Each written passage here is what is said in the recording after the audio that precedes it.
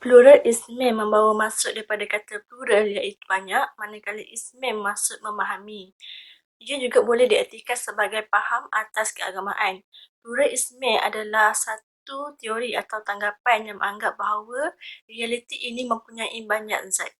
Pluralisme bukan hanya usaha untuk membina kesedaran teologi tetapi juga sosiologi. Ini mempunyai implikasi terhadap kesedaran bahawa manusia hidup dalam kelompok masyarakat pluralistik di mana perbezaan agama, etnik, kaum dan juga kepelbagaian sosial yang lain. Pluralisme juga bererti untuk menghargai perbezaan dalam masyarakat dan membolehkan masyarakat yang mempunyai perbezaan tersebut untuk sentiasa menjaga keunikan budaya masing-masing. Secara khususnya, falsafah pluralisme agama mengajukan fahaman bahawa setiap agama mempunyai pandangan, persepsi dan respon yang berbeza terhadap kebenaran mutlak ataupun Tuhan. Pluralisme agama cuba menjustifikasikan bahawa setiap dakwaan kebenaran itu adalah relatif dan bukan mutlak. Olehnya demikian, falsafah ini menganjurkan agar pengiktirafan bukan sahaja diberikan kepada kewujudan pelbagai agama, malahan dakwaan terhadap kebenaran mutlak yang dipegang oleh setiap agama. Nama saya Siti Naziha Armalia binti Andros. Saya akan membentangkan tentang 3 sebab mengapa kumpulan kami memilih pluralisme. Sebab yang pertama, kami ingin memahami dengan lebih mendalam tentang teori pluralisme. Falsafah politik ini merupakan perkara yang penting dalam hubungan antarabangsa pada zaman moden ini.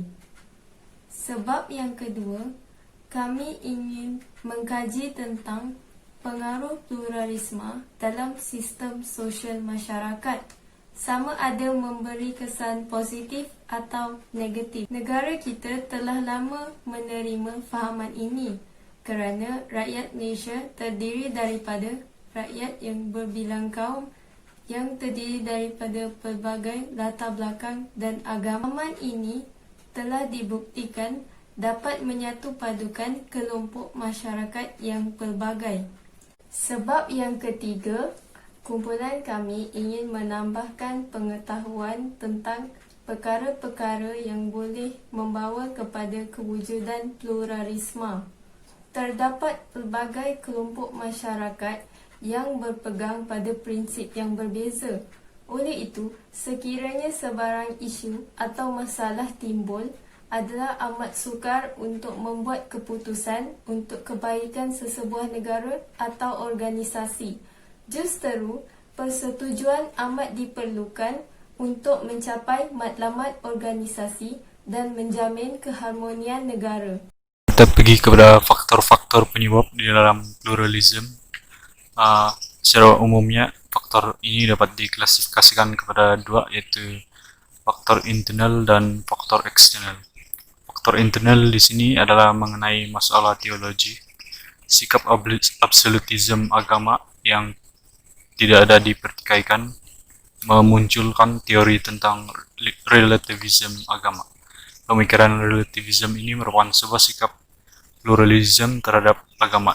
Dalam konteks ideologi ini, umat manusia terbagi kepada dua bagian. Yang pertama, mereka yang beriman, dan yang kedua, mereka yang tidak beriman. Untuk faktor eksternal pula terbagi kepada dua, itu pertama, faktor sosiopolitis. Faktor ini berkembang melalui perkembangan wacana-wacana sosiopolitis. Dan faktor kedua, faktor keilmuan yang bertimbul apabila maraknya perkembangan kajian-kajian ilmiah modern terhadap agama dunia. Ini saya akan menerangkan asas teori pluralism. So, pluralism boleh dibagikan kepada dua, yaitu pluralism sosial dan pluralism agama. Pluralism sosial ialah menghormati atau mentoleransi tentang kebudayaan dan etnik orang lain dan tidak memfitnahkan mereka. Pluralism sosial membolehkan kelompok-kelompok orang yang berbeza untuk menghormati dan toleransi antara satu sama lain, dan juga membolehkan mereka menerima orang lain yang berbeza dengan mereka. Mereka hidup dalam secara harmonian walaupun mempunyai sifat yang berbeza. Hal ini demikian mereka ingin membuat satu hasil atau masyarakat yang sama atau harmoni. Pluralisme sosial adalah sangat penting dalam dunia sekarang. Hal ini kerana pluralisme sosial membolehkan kita membawa perkembangan dalam sosial, ilmu pengetahuan dan ekonomi. Lepas menerangkan pluralisme sosial, saya sekarang akan menerangkan pluralisme agama.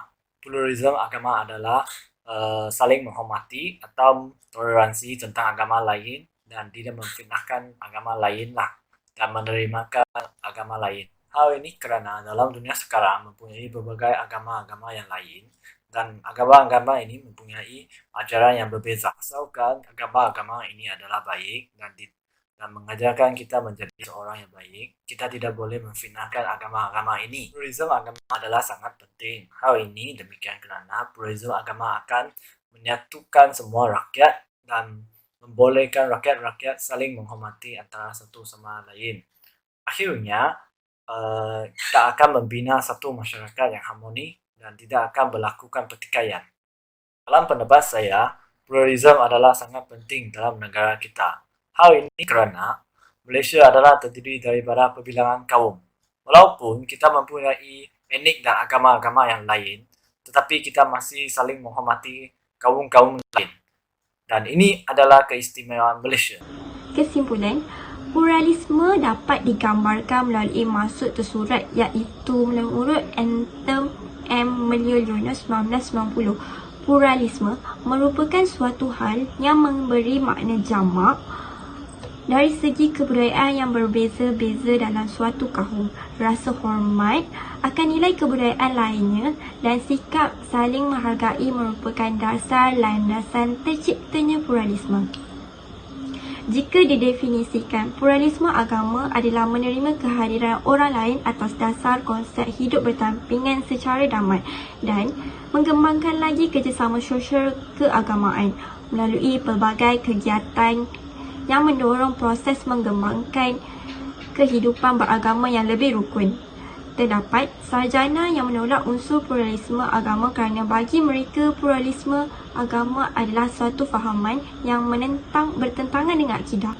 Kemudian, unsur-unsur pluralisme agama meresap masuk ke dalam pemikiran masyarakat apabila penulisan-penulisan mengenainya muncul dalam dunia penerbitan. Selain itu, pluralisme mengenai ilmu pengetahuan dengan mengelompokkan masyarakat berdasarkan status pendidikan. Walhal, perkara ini akan membuat sebuah jurang pemisah antara kelompok intelektual dan non-intelektual. Keadaan ini kemudiannya akan membuat nilai pluralisme semakin pudar dalam kelompok masyarakat. Tingkat pendidikan bukanlah suatu yang harus menjadi perbezaan, namun ianya harus menjadi sebuah pemacu dalam mengeratkan nilai pluralisme agar membina masyarakat Malaysia yang lebih intelektual dalam pelbagai bidang. Dari sudut pandangan lain, pluralisme sosial meliputi budaya, adat, suku, ras dan etnik juga menjadi sebahagian. Malaysia terkenal dengan kepelbagaian budaya, agama dan kaum. Namun, hal ini bukan menjadi sebuah senjata pemecah belah, malah perlu menjadi sebuah gambaran Malaysia di mata dunia, iaitu kaya dengan adat budaya tradisional yang melekat dan dijunjung masyarakat sehingga kini. Sekian, terima kasih.